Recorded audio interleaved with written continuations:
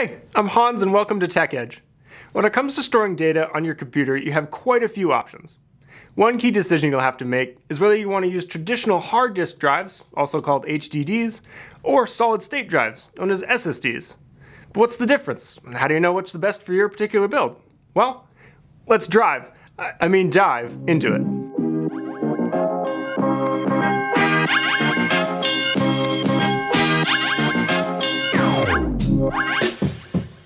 To get the basics out of the way, hard disk drives work by storing information on a series of spinning platters.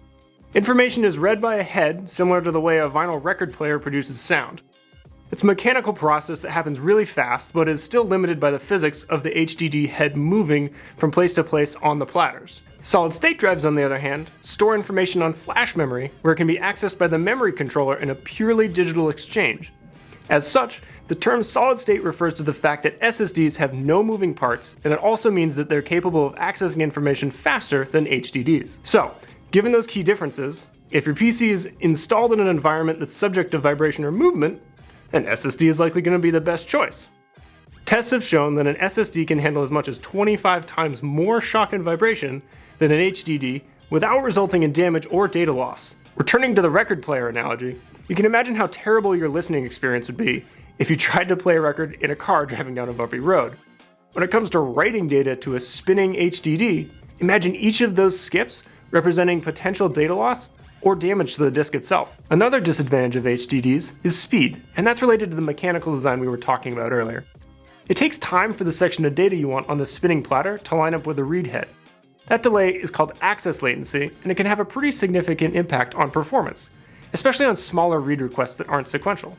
Conversely, SSDs have a direct digital pathway to each storage area, which significantly reduces the time it takes to access. In general, we tend to recommend SSDs to the majority of our industrial computing clients because of their speed and because of their reliability. That said, while SSDs have come down in price over the years, HDDs still generally have a lower cost per gigabyte. If you need to store large amounts of data in a cost-effective way, you can accommodate the access latency and your installation isn't subject to any vibration or impact forces, HDDs are still an option. One other characteristic of SSDs worth noting is that their flash cells can only be rewritten so many times. This is called write endurance, and it's typically measured in DWPD, which is drive writes per day, or TBW, which would be terabytes written. As an example, the Transcend 652 series has a DWPD of 2, which means that you can fill the entire SSD with data 2 times a day, and it'll still last roughly through the 3-year warranty period.